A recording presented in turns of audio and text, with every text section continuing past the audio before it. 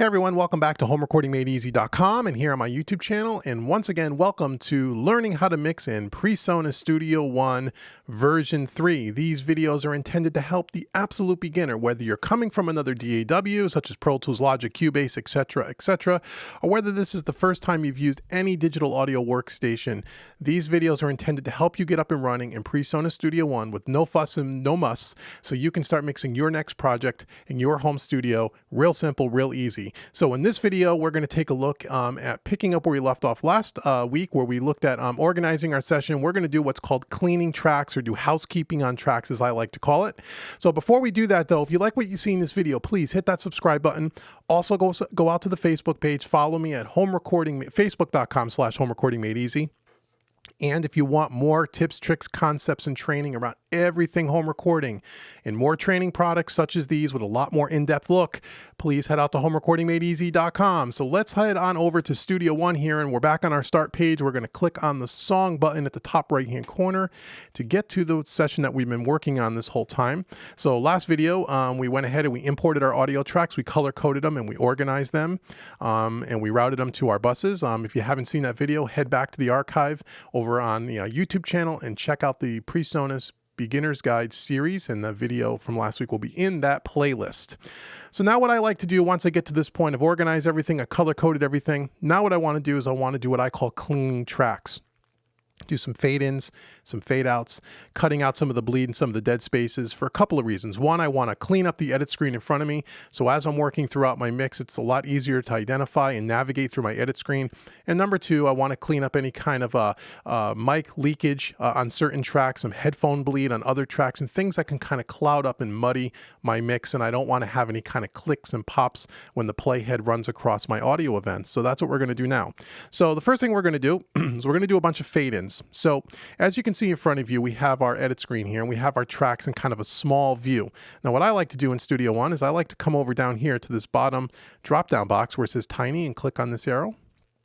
And you can choose what size you want to have your audio tracks on your edit screen. I like to go to the normal view to kind of open them up a little so we can see what's going on. The other thing I like to do is I like to make sure that I have the audio is nice and zoomed in, the audio waveform itself, so I can see at the beginning and at the end of the audio events to make sure I don't inadvertently cut off some audio that I didn't see. So to do that, you come over to the right-hand side here where this little icon is, and you just left-click. And you can see, you hold down your left mouse button, you can see a little slider here, and as I bring it up, I'm zooming way in on the audio. You can see the audio waves, or I can shrink it all the way down. Now, when you shrink it all the way down, you'll see some of the drum tracks up in brown, how you can barely see some of the audio. So I like to zoom all the way up to make sure that I'm not cutting off things inadvertently at the beginning. Excuse me. So let's start with our kick and our snare. So I'm going to come up to our kick and our snare, and I'm going to bring my cursor over to the timeline. Now, a quick way to zoom in and out of the edit screen, you could do it a couple of different ways. I urge you to learn your shortcut keys on your keyboard. In Presonus, it's the letter E as in Edward. That is going to zoom in. As you can hear, I'm hitting the keys and I'm zooming all the way in. And the W key is going to zoom all the way out. The other way you can do it is just hold your cursor on the timeline up here. You can left click your mouse button, and by pulling your mouse down towards you, it's going to zoom in. And by pulling it up away from you, it's going to zoom out. However you want to do it, but this is a quick way to zoom in and out. I kind of like to do it this way with the mouse. So I'm going to go to my kick and my snare here. I'm going to highlight it. I'm going to highlight my kick, and I'm going to hold down my shift key and highlight my snare track so you can see both audio events are now highlighted. And I'm going to zoom in, and I'm going to scroll over to the beginning, and I'm just going to take, as I move my cursor over the beginning of the event, you can see it turns to like a little handle. I'm just going to take, whoops, my bad. I'm going to take this, and I'm just going to kind of drag it over here, and I'm going to move my cursor up to the top left-hand corner. You can see it turns to like a little finger, a little hand tool. I'm just going to left-click, and I'm just going to drag it in. This is a fade in. You can see that the dialog box popping up as I'm moving this, see? Fading in. Okay, so I just want to fade into the beginning. I don't want to cut off the beginning of the audio. Okay, now I'm going to come over to my overhead track, and you can see my overheads actually have some audio before the kick and the snare and before all the toms and the bass. Which you could say, well, that's kind of weird. I wonder what's going on there. This was probably a track where the whole band was in the room at the same time when they recorded, so the guitars were in the room with the overheads, and if I scroll down, I can see my acoustic guitars are playing and my electric guitars are playing. And that's probably what's being picked up in the overheads. So for now, I'm not going to cut any of that off. Normally, I would roll some of that off, but for now, I'm just going to come over here to the beginning and kind of pull it in. When we get to the next video where we're going to start listening to the audio and seeing what's kind of going on here, we can do that and see what that audio really is. And then we can decide to tweak it or whatnot. All right, as a matter of fact, let's do it right now. What the heck? Let's solo up the overheads and let's just listen to what is this? Well, it's a click track. Let me turn off my click. Actually, I'm wrong. It's cymbals. It's not guitars.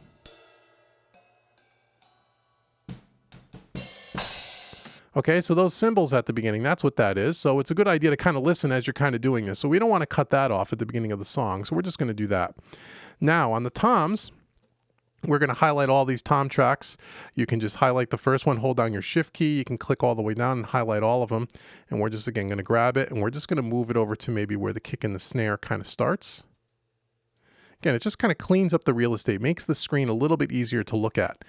Same thing with the bass. We'll scroll down to our bass guitar, and we'll just come on over here, and we'll just scroll on over. Now our acoustic guitars and our electric guitars, I'm going to zoom out a little bit so I can see the beginning of the audio event.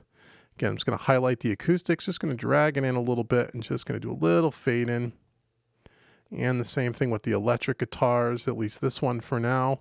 You can see electric guitar number 2 has got a bunch of noise here in the beginning. I'm not really sure what that is, but let's take a quick listen. We'll solo up that track and just kind of hear what that is.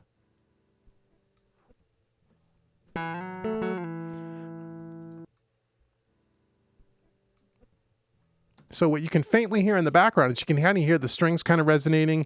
You can hear he's getting ready to play before he picks this note.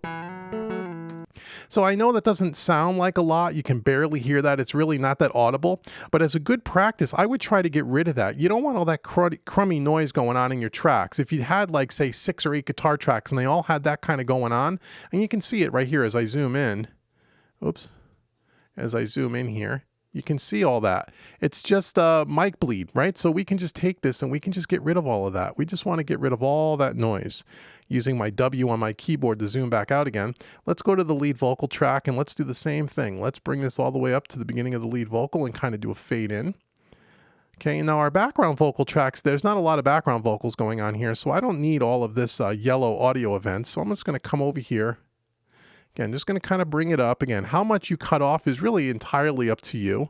But I just like to do something like this. Again, there's no rules here.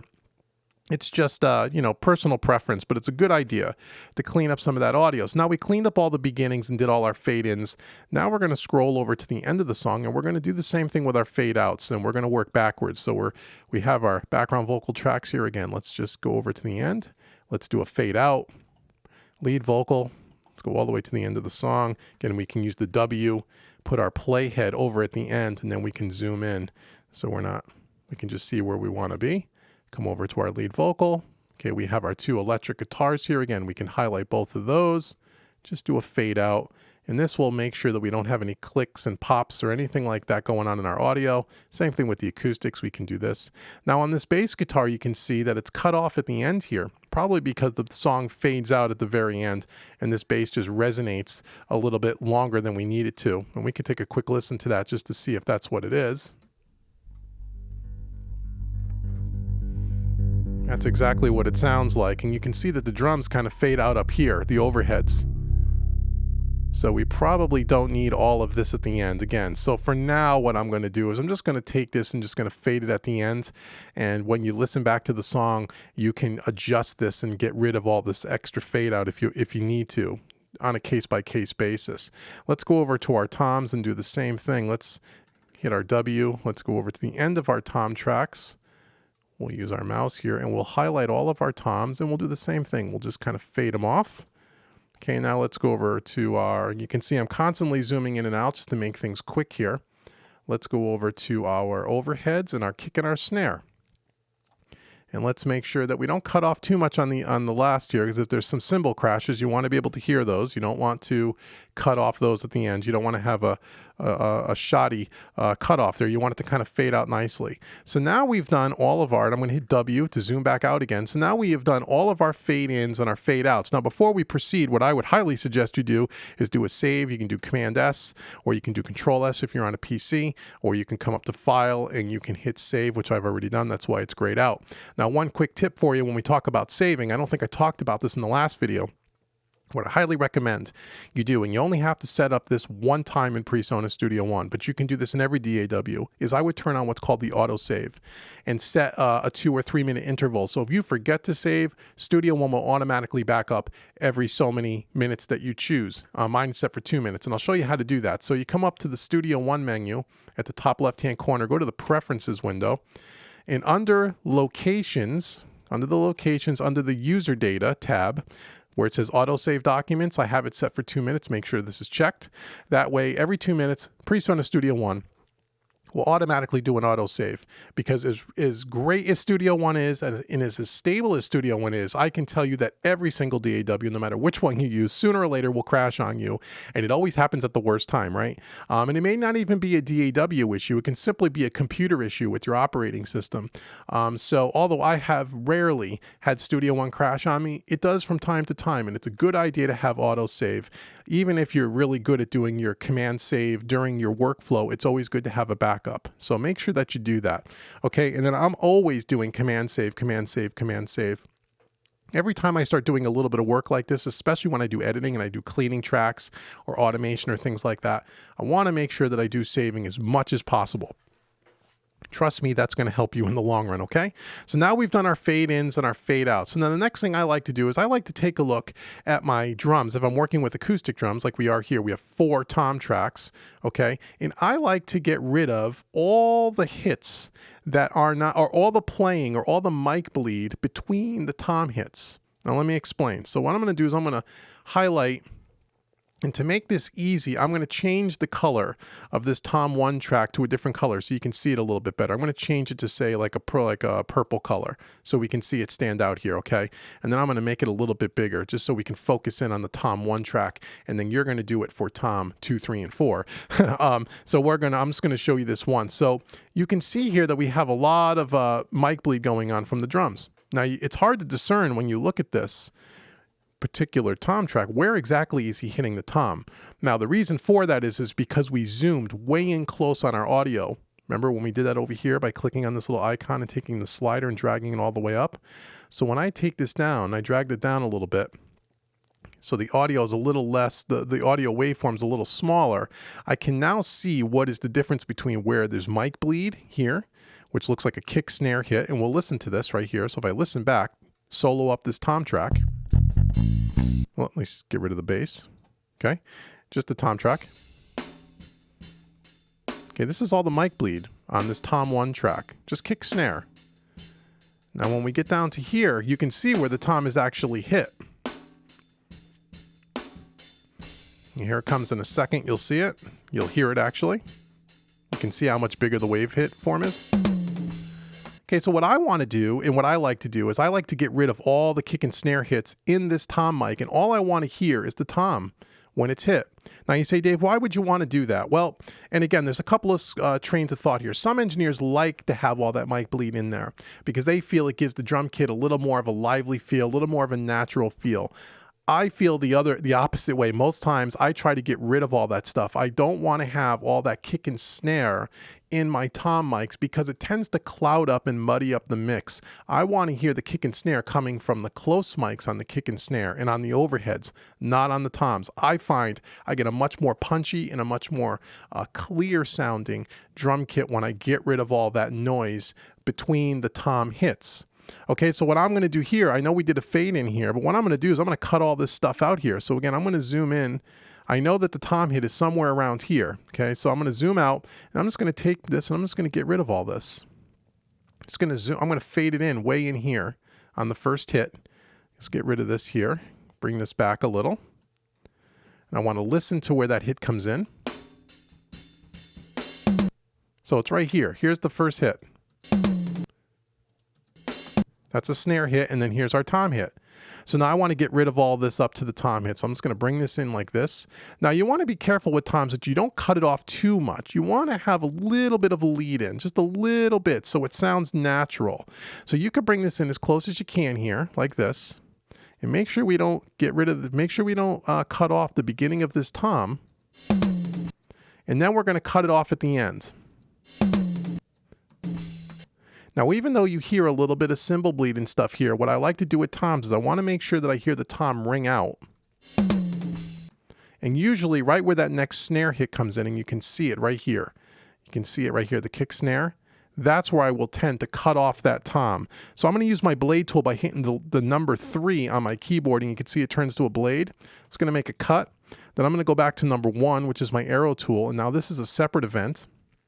I'm going to take this at the top and I'm just going to drag it as a fade out. And then I'm going to highlight this and I'm going to get this out of the way for a second. So now this is kind of what we have for that tom hit.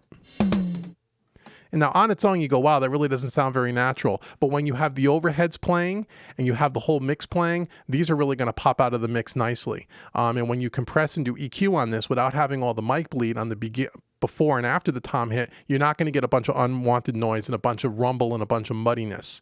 Okay, so then I go through and I zoom out again and I go through. Okay, even that's just a big snare hit. So I will literally go through the whole song and listen to these tom tracks. Let's zoom out a little bit again. We have a lot of dead space here, see? So I want to get rid of all that dead space. Okay, and let's go over to here. Okay, and let's zoom in. It looks like we may have another tom hit right over here. See where we are here? So let's just bring this all the way up here and let's just do a quick listen. I'm going to zoom in a little bit so we can see this a little bit better. So we're looking right here where my cursor is, okay? So let's listen to where we are.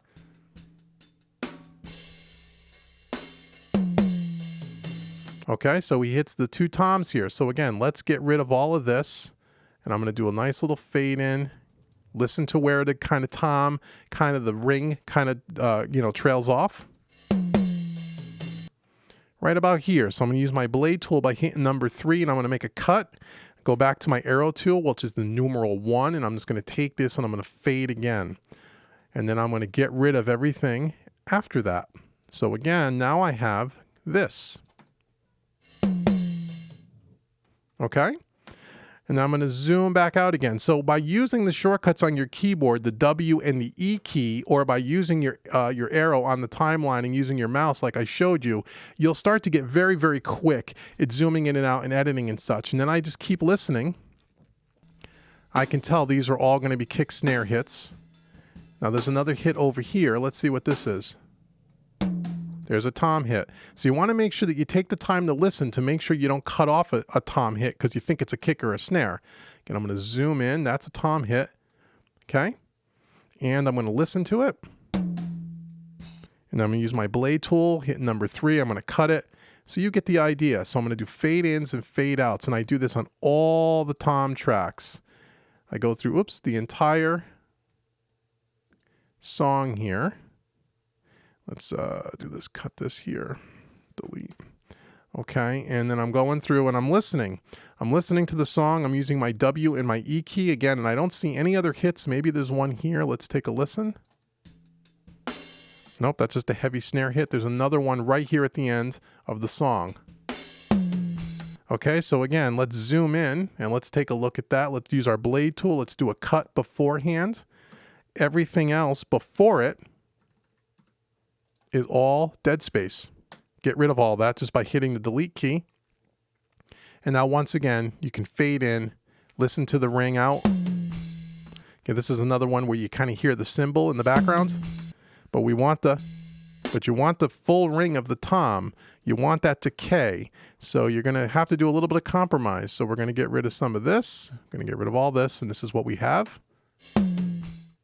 Okay, so that's what we do for all the toms. I'm not going to take you through each one. You get the idea. You go through the entire song. We do it for all the toms. Again, once I do a bunch of cuts like this, I do my command save to make sure that it saves. Okay, so now I'm going to zoom back out again. So now I've done some fade ins. I've done some fade outs. I've cut my toms, if you will, get rid of all that stuff. So again, now all I'm going to see on my tom tracks is where the tom is actually played, right? Which is important. Now, the last thing I like to do too is I like to do the same kind of thing with my vocals. I like to listen to my lead vocals, and I like to decide whether or not, if do we have a bunch of headphone bleed between the phrases? Should we cut that out? Is there a bunch of dead space between sections of the song?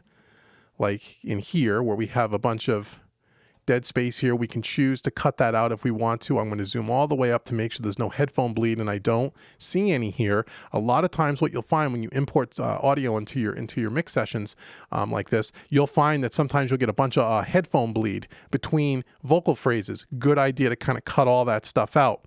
The other thing you want to take a look at, again, between the phrases, and this looks like it's been recorded pretty well. So what I do is I go to the first line. Let me just kind of solo this vocal track so you can kind of hear what I'm talking about. Sitting alone with you. Facing. Okay, so you have things like big breaths, like right here where he goes like that. Sometimes that is desired, and sometimes it's not. It depends on the track. So if you listen back to the song, you may want that, you may not want that. But for now, we're going to leave it in there, because if it's a nice, slow, intimate kind of a song, you may want that big breath. You may want to cut down on that a little bit. So if I wanted to cut down on that a little bit, what I would do here is I try to get rid of the noise between the end of the last word and the beginning of this breath.